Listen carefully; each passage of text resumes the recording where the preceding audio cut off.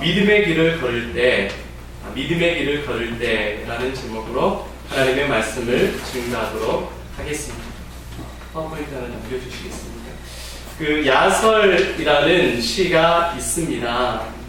이면당 2학년의 작품으로 우리 김구 선생님이 좋아했었고 그 사명같이 받아들였던 내용입니다. 우리 같이 한번 읽어볼까요? 시작! 눈을 뚫고 들판 길을 걸어가노니 어지럽게 함부로 걷지를 말자. 오늘 내가 밟고 간 이 발자국이 뒷사람이 밟고 갈 길이 될 터이니. 내가 똑바로 가야지만이 내 뒤에 오는 사람들이 그 발자국을 보고 똑바로 볼 수 있다는 말입니다. 내가 가는 그 길을 보고 내 자녀와 내 주변에 있는 사람들이 그 발자국을 보고 따라온다는 말이죠. 나 한 사람이 바른 길을 가고 나 한 사람이 믿음의 길을 가는 것이 얼마나 중요한지 모릅니다. 그런 의미에서 나는 인생에 있어서 스승의 길을 걷고 있습니다. 좋은 스승을 만나고 또한 그 스승의 길을 걷는다는 것은 우리 인생에 있어서 아주 중요한 의미가 있어요. 일전에 한 집사님이 저에게 찾아오셔서 스승의 날만 되면 말씀하시는 한 선생님이 있었어요. 유모 집사님이라고 계셨는데 그분이 이 말씀을 하셔요. 내가 어렸을 때에 나를 정말 아껴주시고 사랑해 주셨던 선생님이 계신다. 그런데 그 선생님이 이 말씀을 하셨다. 남자는 평생에 있어서 두 가지를 흘려야 된다. 하나는 땀이고 하나는 피다. 그리고 스승의 주일마다 저에게 찾아와서 목사님 감사합니다 라고 하는 것이 아니라 본인의 스승님 자랑을 하는 거예요. 한 5년 동안 그 이야기를 들었어요. 남자가 흘려야 될 것은 피와 땀. 그리고 힘들고 어려울 때마다 피와 땀을 흘려야죠. 그러면서 그 스승의 삶을 기억하고 그가 자기에게 하셨던 그 말씀을 기억한다는 것입니다. 그럼 대단하죠? 우리가 읽은 본문 말씀도 디모데후서는 바울이 거의 유언과 같이 죽음을 앞에다 두고 자신의 영적인 아들이고 자신의 제자인 디모데에게 쓴 편지입니다. 그러니까 스승이 제자에게 마지막 유언과 같이 하고 싶은 말을 쓴 것이 바로 디모데후서의 편지인 것이죠. 그런데 그가 간절한 마음으로 어떻게 해야 이 마지막, 이 혼란하고 어려운 때에 믿음의 길을 걸을 수 있는가? 그 방법에 대해서 말씀해 주고 있습니다. 과연 우리는 이 험한 세상에서, 이 세상에 유혹과 시험이 많은 세상에서 어떻게 하면 믿음의 길을 걸을 수 있을까? 한 두 가지 내용을 살펴보고자 합니다. 첫째, 어떻게 걸어야 되는지 같이 한번 읽어보겠습니다. 첫째, 배우고 확실한 길에 걸어야 합니다. 그리고 주부에 보면 나와 있습니다. 같이 한번 읽어봅시다. 첫째, 배우고 확실한 길에 걸어야 합니다. 13절, 14절 같이 읽어보겠습니다. 악한 사람, 여러분의 성경을 펴시고요. 읽습니다. 시작. 악한 사람들과 속이는 자들은 더욱 익숙해져서 속이기도 하고 속기도 하나니 그러나 너는 배우고 확실한 일에 거하라. 너는 내가 누구에게서 배운 것을 아느냐. 여러분 이 말씀에 보면은 14절에 주목해야 되는 단어가 있습니다. 바로 그러나 라는 단어입니다. 그러나 악한 사람들은 더 악해져 가고 속이는 사람들은 날마다 속입니다. 그 사람들은 변화가 잘 되지 않습니다.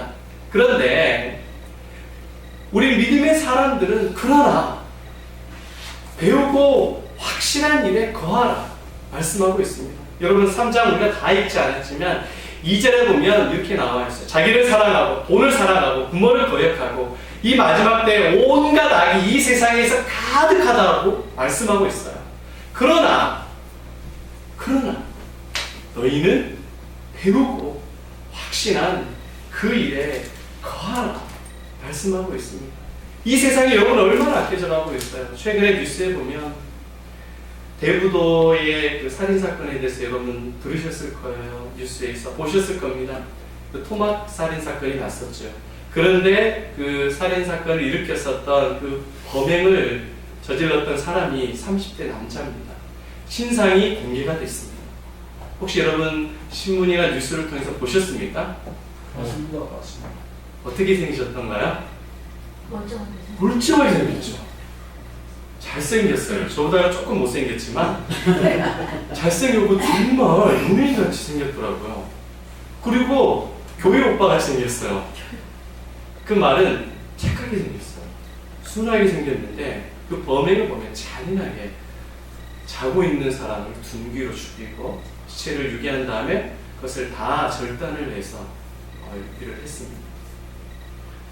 이런 범죄들이 이 세상에 너무 가득합니다. 요즘에 더 많아진 것 같아요.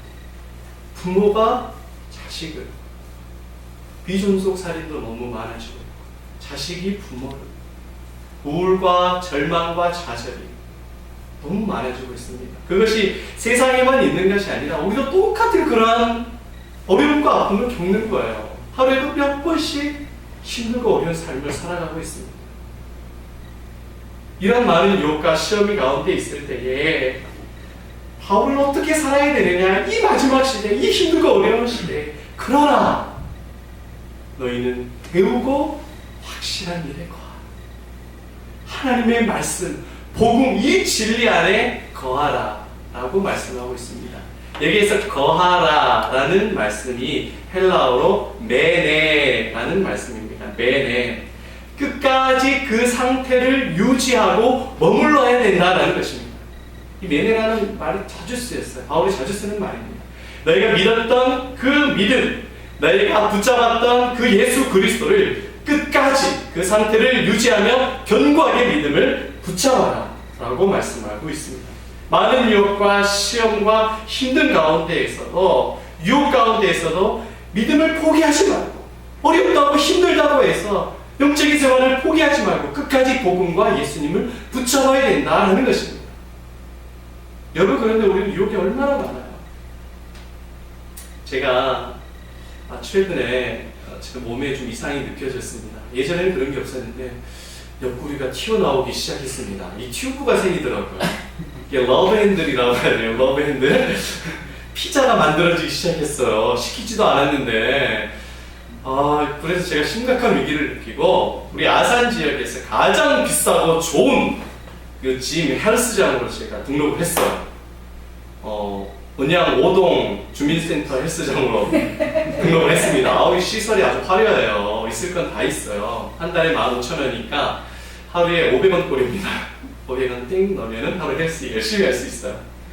저희가 3번 갔다 왔는데 10분 정말 최선을 다해서 10분 동안 뛰었는데 빈혈이 와가지고 쓰러져서 병원에 실려갈 뻔했어요.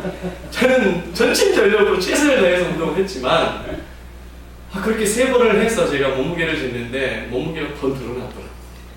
불사 힘들고 괴로우니까 더 먹게 되는 거예요. 내가 너무 힘들고 괴로웠지. 이제 더 좀 칼로리를 더 보충해야 되겠다. 더 먹었더니 더 불어났어요. 여러분, 한 번 운동했다고 해서 이 90kg의 몸매가 45kg 몸매로 이제 싹 바뀌어지나요? 안 되죠. 한 번 운동량 열심히 하루에 막 10시간 했다고 해서 살이 쭉 빠져가지고 뭐 30kg, 20kg, 10kg가 빠지나요? 아닙니다. 몸무게도 한 번 해서 빠지는 것이 아니라 꾸준히 수고하고 노력해야지 정상적인 몸매, 얼짱 몸짱으로 돌아오는데 하물며 우리 영적인 부분에야 한 번 기도하고 은혜 받았다고, 한 번 말씀에 은혜 받았다고 여러분 그렇게 우리 인격과 삶이 쉽게 변화되지 않습니다. 매내 배우고 확실한 일에 거하라. 복음과 예수 그리스도를 꾸준히 붙잡고 나아갈 때, 은혜의 자리에 나와서 하나님의 기도의 자리, 말씀의 자리에 나와서 주님을 붙잡을 때 언젠가 우리도 주님의 인격으로, 주님의 성품으로 변화되는 겁니다. 할렐루야. 이것이 신앙의 원리이고 진리인 것입니다. 내가 배우고 확실한 이 일에 거하라. 이 세상에서 하나님을 향한 믿음, 복음, 내가 깨닫고 믿고 누린 이 복음을 계속해서 주장하고 선포하라는 것입니다. 여러분, 바울도 처음에는 살인자였어요. 포학자였어요. 박해하는 사람들이었습니다. 그런데 그가 이 자기를 완전히 살아남은 이 복음, 예수 그리스도의 복음을 믿었습니다. 이 복음을 믿고 계속 그 복음에 거했습니다. 주장했습니다. 그렇게 했더니 바울이 복음을 증거하는, 사울에서 바울로 변화되는 믿음의 삶으로 변화되게 되는 것입니다. 내가 변화된 이 신분을 붙잡아야 됩니다. 여러분들은 어둠의 자녀, 죄의 자녀가 아니라 빛의 자녀인 줄로 믿으시길 바랍니다. 존귀한 하나님의 아들이고 딸인 줄로 믿으시길 바랍니다. 하나님께서 여러분과 함께 하시고 여러분이 기도할 때 옆에서 그 기도를 들어주시고 분명히 응답하십니다. 예배할 때 이 예배를 받으시고 하나님께서 은혜를 주십니다. 여러분의 삶에 어떤 문제들을 놓고 기도하며 하나님께 나아갈 때 하나님께서 역사하십니다. 우리는 그런 존재입니다. 우리는 그런 존재예요. 이것을 늘 복음을 믿고 선포해야 돼요. 상황이 어렵고 힘들다고 해서 낙심하고 포기하면 안 됩니다. 여러분, 다윗이 기름 부음을 받았습니다. 왕이죠? 그러면 당장 다윗에게 와가지고 경호원이 한 100명이 붙고 탱크가 오고 하면서 다윗을 지켜주고, 그리고 왕궁에 가가지고 다윗이 이스라엘을 다스려야 되잖아요. 그런데 다윗은 기름 부음을 받았는데도 여전히 양치고 소치는 사람이었어요. 오히려 사울에게 죽임을 당할 뻔했어요. 쫓김을 당했어요. 그렇지만 그의 정체성은 변하지 않았습니다. 하나님께서 나에게 기름을 부으셨다. 하나님께서 나를 사용하실 것이다. 나는 하나님 앞에서 그런 존재예요. 매일 배우고 확실한 일에 거하라. 내가 하나님 앞에서 그런 존재라는 것을 믿고 선포할 때 다윗을 하나님께서 그런 사람으로 만들어 가셨습니다. 우리가 복음을 믿고 선포하고 주장할 때 반드시 하나님께서 그 일을 행하실 줄로 믿습니다. 이 어려운 세대 가운데에서도 하나님께서 그 약속대로 이루십니다. 존귀한 성도 여러분, 우리가 누구 때문에 가장 힘들어합니까? 어떤 사람 때문에 가장 힘든가요? 북한의 김정일 때문에 여러분 괴롭고 힘씁니까? IS 테러 때문에 여러분 괴롭고 힘들어서 세상 살기 힘든가요? 아니죠. 멀리 있는 사람인가요? 가까이 있는 사람인가요? 네. 대답을 크게 하시는 거 보니까 문제가 좀 다들 있으시네요. 나를 힘들고 괴롭게 하는 사람은 멀리 있는 사람이 아니라 정말 안타깝게도 내 가까이에 있는 사람이 내 마음을 가장 힘들게 하고 괴롭게 합니다. 복음을 주장한다는 것은, 결국 확실한 일에 거한다는 것은 가까운 사람들과 어려움이 있을 때에도 복음을 주장하는 것입니다. 제가 양해를 구하고 여러분들에게 말씀을 드립니다. 저도 그런 어려움이 있을까요? 저도 가정에서 그런 어려움과 위기가 때로는 있을까요? 어떻게 하셨어요? 그 어려운 문제를 여러분 다 알고 계셨네요. 어려움이 저도 있었습니다. 아내가 양해를 구하고 제가 말씀을 드립니다. 목요일 날에 좀 힘든 일이 한 번 있었어요. 그래서 그때 우리 지우가 옆에 있었는데 지우를 아웅다웅에 잠깐 맡겨두고 이제 대판하려고 이제 두 사람이 이제 전면전을 치르기 위해서 이제 협상의 테이블에 딱 앉았습니다. 앉았는데 그때 성령께서 제 마음에 이런 마음을 주시는 거예요. 복음을 주장하라. 믿고 거하라. 여러분 다 그런 이제 결혼하신 분들은 다 그런 경험이 있겠지만 부부간의 관계는 정말 민감합니다. 큰 것 때문에 아니라 작은 것 때문에 아주 속썩이고 정말 싫고 짜증나고 힘들죠. 성령께서 제게 그렇게 말씀하시는 것 같았어요. 복음을 주장하고 믿고 거하라. 그렇게 했을 때 주님, 우리 대화 가운데 주님 함께 하여 주세요. 어떻게 말해야 될지 가르쳐 주세요. 인도해 주세요. 이렇게 기도하고 선포했습니다. 어떻게 됐을까요? 전면전의 결과는 누구의 승리일까요? 제가 졌다고요? 아니, 제가 헬스 다니고 있는데 진리가 있겠습니까? 사모님이 계세요. 사모님이 있어요. 주님이 승리하셨습니다. 대화를 나누는데 이거는 부부의 싸움과 대화가 아니라 기도회를 하는 줄 알았어요. 성령 부흥회를 하는 줄 알았어요. 마음에 하나님의 은혜와 평안이 왔어요. 아내를 존중하고 사랑하는 마음을 하나님께서 저에게 주셨어요. 그리고 대화 가운데 분명히 티격태격 네가 잘나네 내가 잘나네 그런 부분이 있어야 되잖아요. 그런데 서로 이해하고 용서하고 사랑하는 마음을 주셨어요. 잊을 수 없는 경험을 했습니다. 그 민감한 그 어려운 상황 가운데 나는 하나님의 자녀다. 우리는 하나님께서 지켜주신 가정이다. 나는 복음을 붙들고 사는 사람이다. 이 복음을 믿고 주장하며 복음과 성령이 우리를 그렇게 만들어 갑니다. 내가 한다고요? 내가 열심히 하면 된다고요? 내가 노력하면 된다고? 이건 율법입니다. 성령께 그것을 맡기고 내 자녀의 문제, 상황의 문제, 어려움과 요기 시련의 문제들 성령께 맡기고 이 복음을 믿고 주장할 때 내내 거하라 끝까지 주장할 때에 성령께서 그것을 만들어 가시는 줄로 믿으시기를 바랍니다. 복음의 능력과 역사가 일어나는 것입니다. 아무리 힘들고 어려운 가운데에서도 세상을 이긴 힘을 주십니다. 이 복음을 믿고 주장하는 저와 여러분 되시기를 바랍니다. 첫 번째는 배우고 확실한 일에 거해야 됩니다. 이 복음 안에 거해야 된다고 말했고요. 둘째, 우리가 믿음의 길을 걷는 방법은 어떤 것입니까? 같이 읽어보겠습니다. 둘째, 누구에게 배웠는지를 알아야 합니다. 한 번 더요. 누구에게 배웠는지를 알아야 합니다. 우리 본문 14절, 15절 말씀 한번 같이 읽겠습니다. 그러나 너는 배우고 확실한 일에 거하라. 너는 내가 누구에게서 배운 것을 알며 또 어려서부터 성경을 알았나니 성경은 능히 너로 하여금 그리스도 예수 안에 있는 믿음으로 말미암아 구원에 이르는 지혜가 있게 하느니라. 아멘. 누구에게 배웠는지를 알아야 합니다. 내가 누구에게서 배웠는지를 알며. 왜 사도 바울이 이 이야기를 하느냐?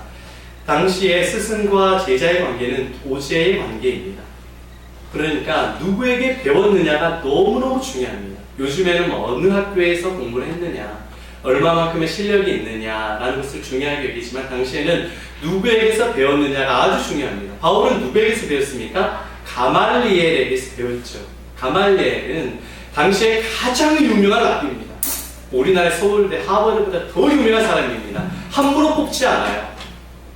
당시에 제가 가말리엘에서 배웠습니다라고 하면 그러세요? 그러면 오셔서 한 말씀 해주시죠. 우리에게 좀 가르쳐 주시죠. 했을 정도입니다. 누구에게 배웠느냐가 아주 중요합니다. 그래서 내가 누구에게서 배웠는지를 알며 이것은 디모데에게도 큰 영향을 미쳤을 것입니다. 디모데는 믿음의 어머니, 외할머니가 있었어요. 네. 외할머니에게 엄마에게서 어렸을 때부터 믿음을 배웠습니다. 외조모 로이스와 어머니 유니게로부터 배웠고 또한 바울로부터 하나님의 말씀을 들었습니다. 그렇기 때문에 그들의 삶과 그들이 가르친 말씀을 들었다는 것입니다. 정리하자면 누구에게 배웠는지를 알며 이 말씀은 두 가지를 의미합니다. 첫 번째로는 나를 가르쳐 주었던 그 사람의 삶을 보고 배우는 겁니다. 외할머니가 믿음으로 어떻게 살았는지, 내 어머니가 어떻게 믿음으로 살았는지, 내 스승 바울이 어떻게 살았는지, 가말리엘이 어떻게 살았는지 스승의 삶을 보고 이걸 이렇게 하는구나, 이럴 땐 이렇게 해야 되는구나, 그들의 삶의 믿음을 보는 것입니다. 두 번째, 그들이 가르쳐준 말씀을 기억하는 것. 내 외할머니와 내 어머니가 이럴 때 이렇게 하나님의 말씀을 가르쳐 주었지. 내 스승 사도 바울이 마지막 유언으로 나에게 이 말씀을 해주셨지. 너는 배우고 확실한 일에 거하라. 내가 누구에게서 배운 줄을 알며 이 하나님의 말씀을 내가 늘 기억하고 지켜야 되는구나. 누구에게 배웠느냐라는 것을 생각할 때 우리는 이 두 가지를 생각해야 된다라는 것입니다. 요즘에는 신천지 때문에 아주 드셉니다. 힘들어요. CBS 찾아가지고 막 피켓 들고 막 시위를 하더라고요. 그리고 한기총 찾아가서 해체하라고, 누가 누구를 해체하라는 건지 문제도 많이 있지만 왜 그럽니까? 신천지는 누구에게 배웠어요? 이만희 오빠야에게 배웠습니다. 이만희 형님에게 배웠으니까 이만희가 우상이 되었어요. 이긴 자라고 해서 이만희 형님께서는 항상 백마를 타고 다니십니다. 그리고 우리 이만희 씨와 같이 사진을 찍기 위해서 이분들은 막 노심초사해요. 그리고 이만희 형님이 가르쳐준 그 말씀을 아주 그냥 재미있게 배워요. 가려운 데를 싹싹 긁어줍니다. 너무 재밌어요. 문제는 뭔지 아십니까? 그 긁은 데가 곰고 상처나서 죽습니다. 잠깐 좋은 것 같은데 영혼을 갈가 삭혀서 죽어요. 이만희 씨에게 배웠더니 결국에는 그 죽음의 길로 나아갈 수밖에 없습니다. 우리는 그동안 물론 목사님을 통해서 귀중한 하나님의 말씀을 배웠습니다. 정말 바른 교훈을 배웠습니다. 깊이 있고 영적인 말씀을 배워서 이 믿음으로 우리가 잘 자라왔습니다. 목사님을 생각하면 목사님의 그 삶, 겸손하심, 주님을 닮아가는 삶, 그리고 풍부한 그 문학적 감성과 그 하나님의 영적이고 친밀한 그 은혜들, 비가 내리면 그 비를 보면서 하나님 감사해요, 사랑해요. 우리나라에 한두 명밖에 없을 것 같아요. 이런 영적인 탁월함이. 선교지에 가면 선교사님들에게 이것이 얼마나 큰 힘이 되는지 몰라요. 또 그리고 또 저도 와서 하나님의 말씀, 또 하나님의 그 진리대로 가르치기 위해서 최선을 다하고 있습니다. 우리 교회는 어떤 교회입니까? 건강한 교회입니다.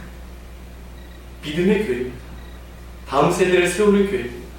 북한과 땅끝까지 복음을 증거하는 교회입니다. 예수님을 닮아가는 믿음과 사랑의 공동체입니다. 우리 교회 좋은 교회. 우리 교회 행복한 교회. 하나님께서 기뻐하신 교회. 우리 교회 하나님께서 기뻐하신 교회. 좋은 선생님들을 보내주셨어요. 하나님께서 우리 교회를 그렇게 인도하고 계시는 줄 저는 믿습니다. 누구에게 배웠느냐라는 것이 아주 중요합니다. 저는 이와 관련돼서 저에게도 3명의 스승이 있습니다. 한 분은 조나단 에드워즈, 그리고 한 분은 주기철 목사님, 한 분은 손양환 목사님. 제 목회 철학, 제 목회에 있어서 가장 중요한 3명의 선생님입니다. 첫 번째 조나단 에드워즈, 영어로 써져 있는 이 조나단 에드워즈라고 여러분 혹시 들어보셨습니까? 네. 자, 좀 생소하실 거예요. 마틴 로이드 존스 목사님이 설교계에서는 찰스 스펄전 목사님이랑 마틴 로이드 존스 목사님을 최고로 치는데, 그 마틴 로이드 존스 목사님이 말씀하시기를 이 시대 최고의 영성, 지성, 인류 역사상 존 칼빈보다도 요한 웨슬레보다도 더 탁월한 최고의 영성과 지성이 있다. 그 사람은 바로 조나단 에드워즈였습니다.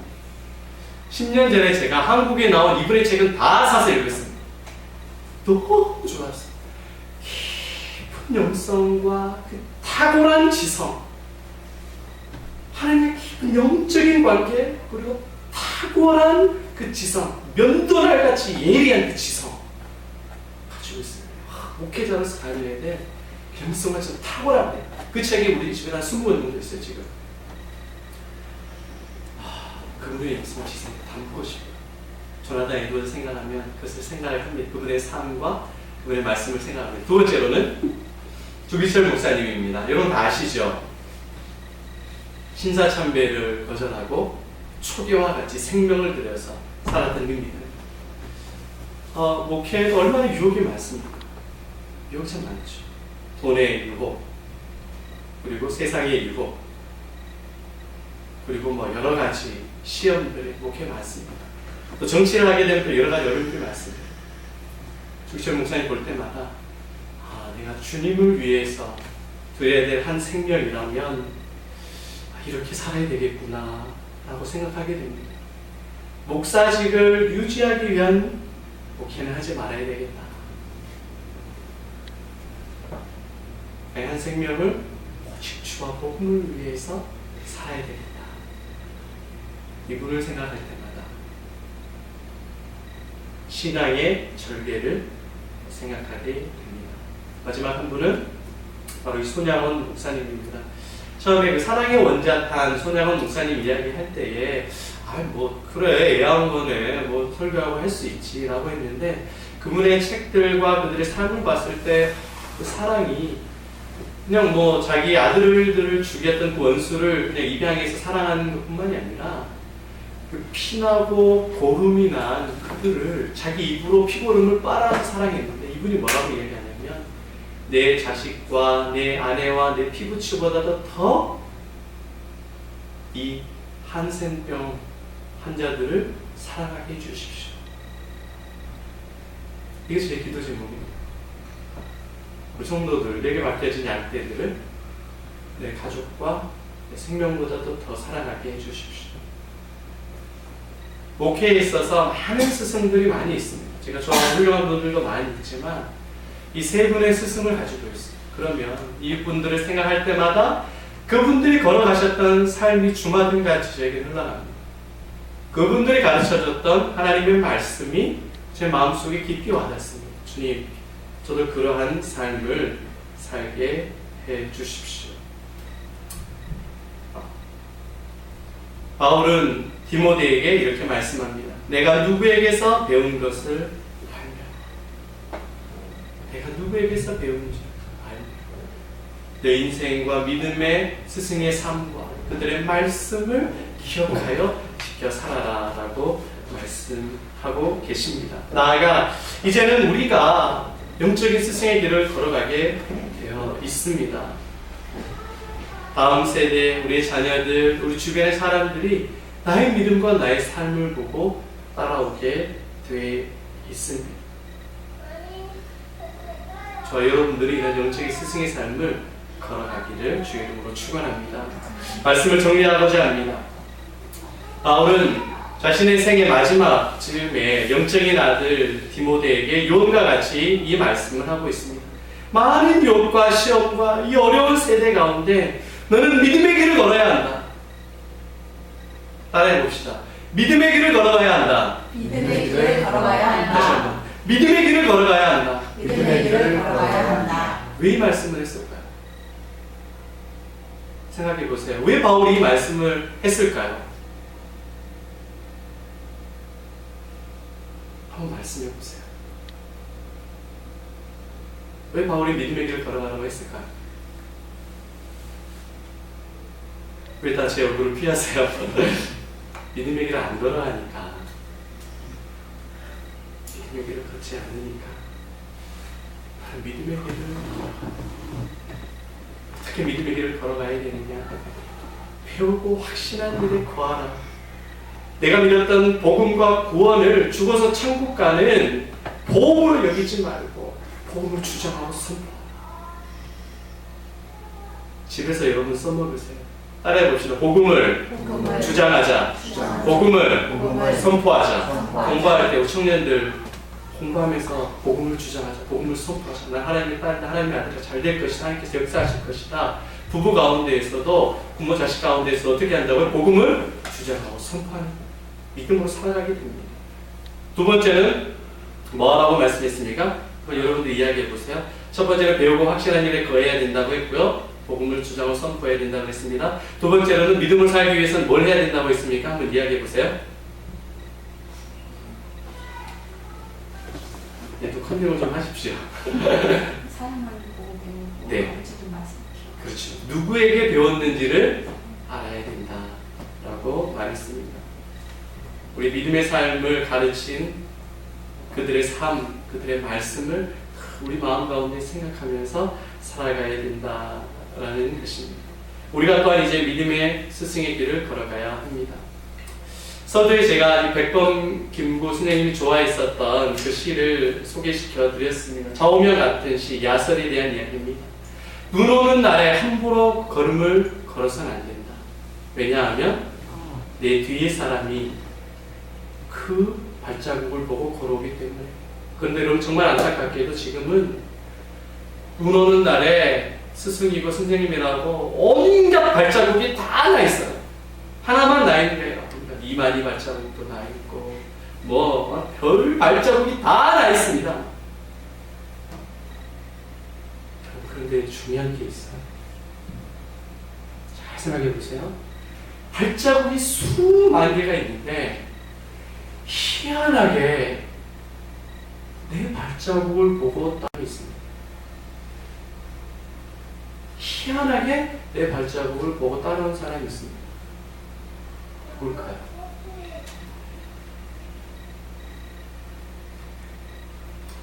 누굴까요? 그렇죠. 내 가까이에 있는 사람은 내 발자국을 바라보고 따라옵니다. 수천 개, 수만 개의 발자국이 있는데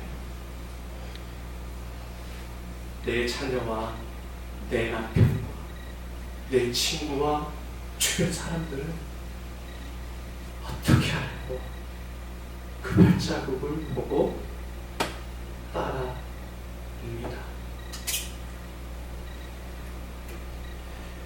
우리는 이제 믿음의 길을 걸어가고 있습니다. 물에 물 탄 듯, 술에 술 탄 듯, 좋은 게 좋다. 이 세상을 함부로 살아가면 안 돼. 하나님의 말씀에 붙들려 복음에 거하고 내가 누구에게서 배웠는 줄 알며 그 생명의 말씀을 늘 가슴에 담보하며 살아가야 합니다. 성령께서 그 길을 걸어가게 하실 것입니다. 성령께서 생명 살리는 일을 하게 하실 것입니다. 믿음의 길을 걸어가는 존귀한 인생 되기를 주님의 이름으로 축원합니다.